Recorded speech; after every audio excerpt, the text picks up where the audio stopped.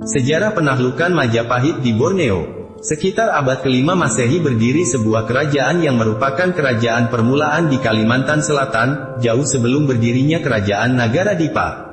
Kerajaan tersebut bernama Kerajaan Tanjung Puri. Bermula berdirinya Kerajaan Tanjung Puri adalah saat kedatangan bubuhan imigran Melayu asal Kerajaan Sriwijaya di Pulau Sumatera sekitar tahun 400 sampai 500 Masehi. Oleh karena kebudayaan imigran Melayu sudah lebih maju, lalu mereka mendirikan kampung yang lama-kelamaan berubah menjadi sebuah kerajaan kecil.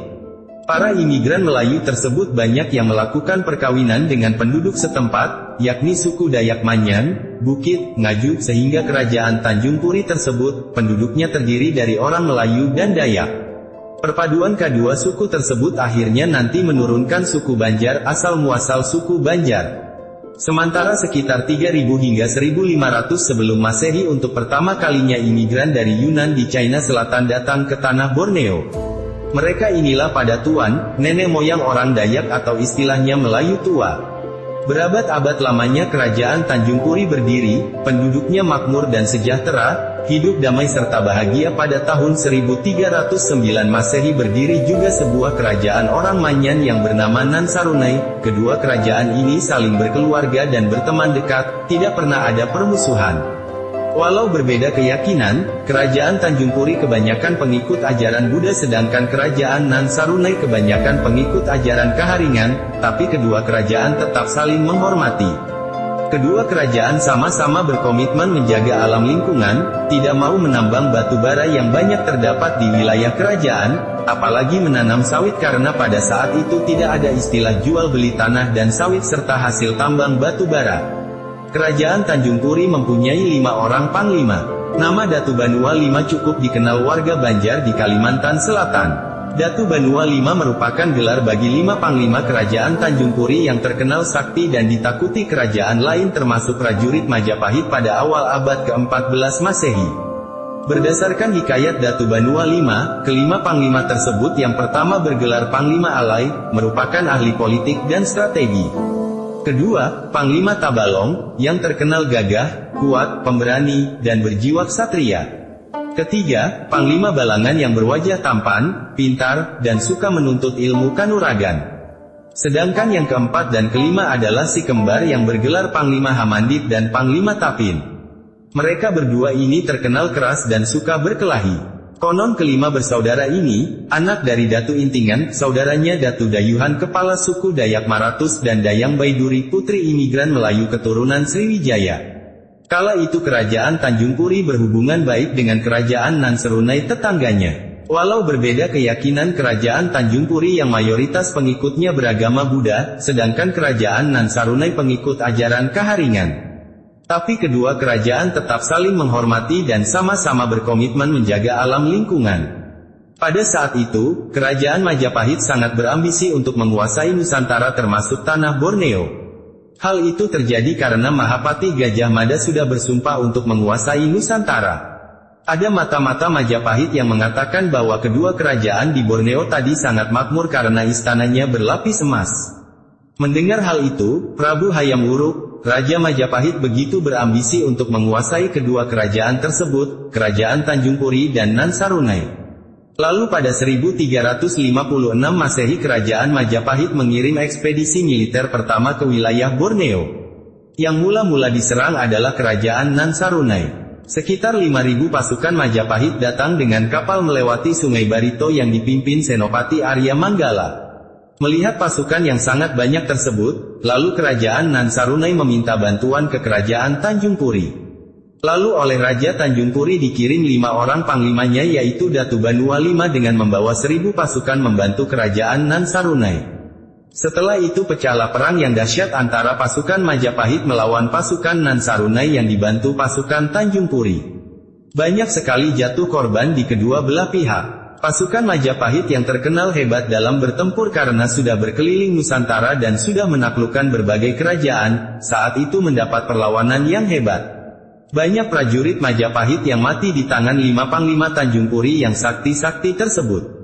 Panglima Alai yang ahli strategi mengatur pasukan, Panglima Tabalong yang gagah mengamuk di barisan paling muka, banyak tentara Majapahit yang terlempar ke udara dilemparkan oleh Panglima. Sedangkan Panglima Balangan menjadi pimpinan barisan pengawal raja, dengan kesaktiannya mampu melindungi raja dari keroyokan pasukan Majapahit. Sementara Panglima Hamandit dan Panglima Tapin beradu kesaktian dengan para pendekar Majapahit. Banyak sudah prajurit Majapahit yang merupakan pendekar bayaran, mati di tangan Panglima Hamandit dan Panglima Tapin. Setelah 2 hari bertempur akhirnya pasukan Majapahit mampu dipukul mundur, bahkan pemimpin pasukan Majapahit ketika itu yaitu Senopati Arya Manggala kepalanya putus terkena mandau senjata asli suku Dayak. Mengetahui pemimpin pasukannya tewas lalu sisa-sisa pasukan Majapahit lari terbirit-birit menuju kapal untuk pulang ke Jawa. Setelah gagal dalam ekspedisi pertama, Majapahit kembali mengirim ekspedisi militer kedua pada 1358 Masehi. Ekspedisi kedua kali ini dipimpin langsung Laksamana Nala, dengan membawa 2 kali lipat pasukan dari ekspedisi pertama. Dalam rombongan pasukan besar ini terdapat juga pasukan khusus Majapahit yang terkenal yaitu pasukan Bayangkara. Pada ekspedisi kedua ini pasukan Majapahit berhasil menaklukkan kerajaan Nansarunai, bahkan Raja Nansarunai yang bergelar Datu Tatuyan Wulau Miharaja Papangkat Amas serta Ratu yang bergelar Dara Gangsa Tulen, gugur dalam peperangan. Peristiwa itu oleh orang Maanyan dikenal dengan istilah, Nansarunai Usak Jawa. Konon Raja Nansarunai dibunuh oleh Laksamana Nala dengan sebuah tombak sakti di dalam sebuah sumur tempat persembunyiannya.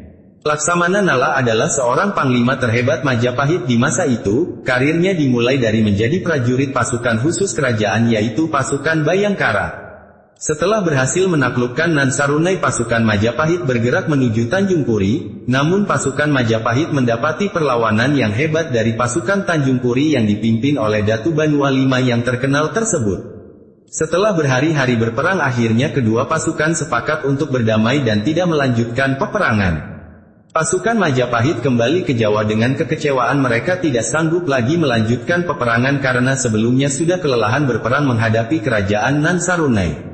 Sedangkan pihak Tanjung Puri mengalami kehancuran di mana-mana. Akibat peperangan tersebut kerajaan Tanjung Puri menjadi lemah, perdagangan yang dahulu ramai menjadi sunyi karena para pedagang takut untuk singgah di pelabuhan ketika mendengar ada peperangan. Sebagai tanda terima kasih kepada Datu Banua V, Raja Tanjung Puri Sri Baginda Dharmapala memberikan kelima orang panglimanya wilayah kekuasaan masing-masing di daerah 5 aliran sungai yang berhulu di Pegunungan Maratus. Daerah 5 aliran sungai tersebut akhirnya bernama sesuai gelar 5 Panglima Tanjung Puri tersebut. Panglima Alai mendapat wilayah yang bernama Batang Alai, sekarang menjadi Kabupaten HST. Panglima Tabalong mendapat wilayah yang bernama Batang Tabalong, sekarang menjadi Kabupaten Tabalong.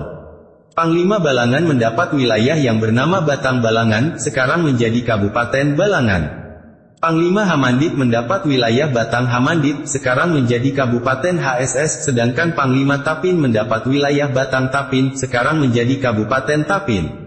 Sementara Raja Tanjung Puri sendiri akhirnya memindahkan pusat kerajaan ke daerah Kuripan Amuntai karena kota raja sebelumnya Tanjung banyak mengalami kehancuran akibat diserang Majapahit. Lambat laun nama Tanjung Puri semakin terlupakan dan lebih dikenal dengan sebutan baru yaitu Kuripan karena wilayahnya telah terbagi-bagi.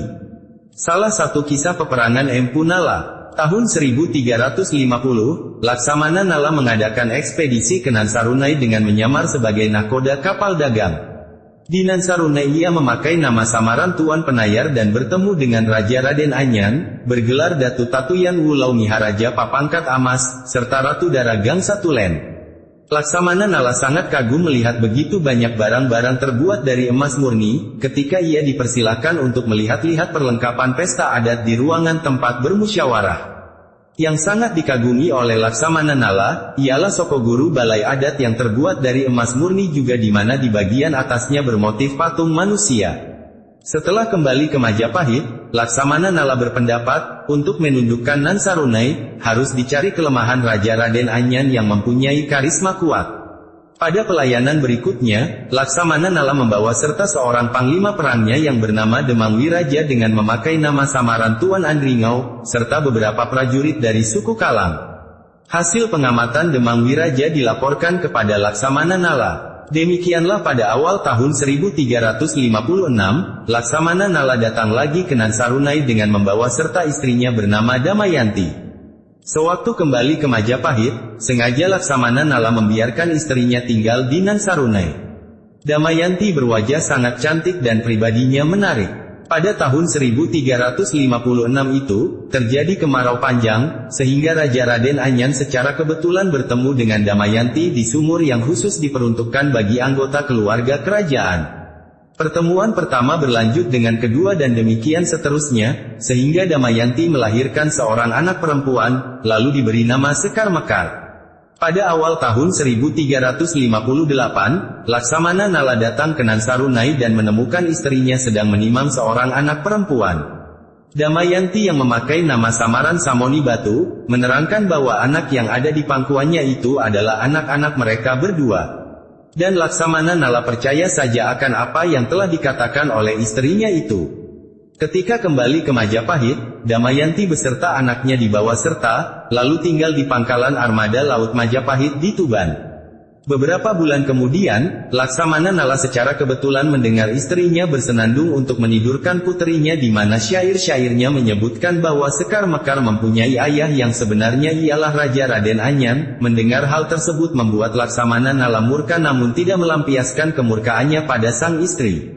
Bulan April tahun 1358, datanglah prajurit-prajurit Majapahit, di bawah pimpinan Laksamana Nala dan Demang Wiraja menyerang Nansarunai. Disitulah Laksamana Nala melampiaskan amarahnya total, mereka membakar apa saja termasuk kapal-kapal yang ada di pelabuhan dan rumah-rumah penduduk. Serangan itu mendapat perlawanan gigih prajurit-prajurit Nansarunai walaupun mereka kurang terlatih. Menurut cerita, Ratu Daragang Satulen bersembunyi di pelepah kelapa gading bersenjata pisau dari besi kuning, bernama Lading Lansar Kuning. Ia banyak menimbulkan korban pada pihak musuh sebelum ia sendiri gugur. Raja Raden Anyan dalam keadaan terdesak lalu disembunyikan oleh para patih dan Uria ke dalam sebuah sumur tua yang sudah tidak berair lagi. Di atas kepalanya ditutup dengan 9 buah gong besar, kemudian dirapikan dengan tanah dan rerumputan, agar tidak mudah diketahui musuh. Ketika keadaan sudah bisa dikuasai oleh pihak Majapahit, Laksamana Nala memerintahkan Demang Wiraja untuk mencari Raden Anyan hidup atau mati. Atas petunjuk prajurit-prajurit suku Kalang yang terkenal mempunyai indera yang tajam, tempat persembunyian Raja Raden Anyan akhirnya dapat ditemukan. Raja Raden Anyan tewas kena tumbak Laksamana Nala dengan lembing bertangkai panjang. Peristiwa hancurnya Nansarunai dalam perang tahun 1358 itu, terkenal dalam sejarah lisan suku Dayak Manyan yang mereka sebut Nansarunai Usak Jawa. Dalam perang itu telah gugur pula seorang nahkoda kapal dagang Nansarunai yang terkenal berani mengarungi lautan luas bernama Jumulaha. Ia banyak bergaul dan bersahabat dengan pelaut-pelaut asal Bugis dan Bajau. Untuk mengenang persahabatan itu, maka puterinya yang lahir ketika ditinggalkan sedang berlayar, diberi nama berbau Bugis yaitu Laisomena. Prajurit-prajurit Majapahit yang gugur dalam perang tahun 1358 itu, diperabukan berikut persenjataan yang mereka miliki, di dekat sungai Tabalong yang dikemudikan hari dikenal dengan sebutan Tambak Wasi. Tambak artinya kuburan dan wasi artinya besi dalam bahasa Manyan kuno. Sehingga Tambak Wasi artinya adalah kuburan yang mengandung unsur besi.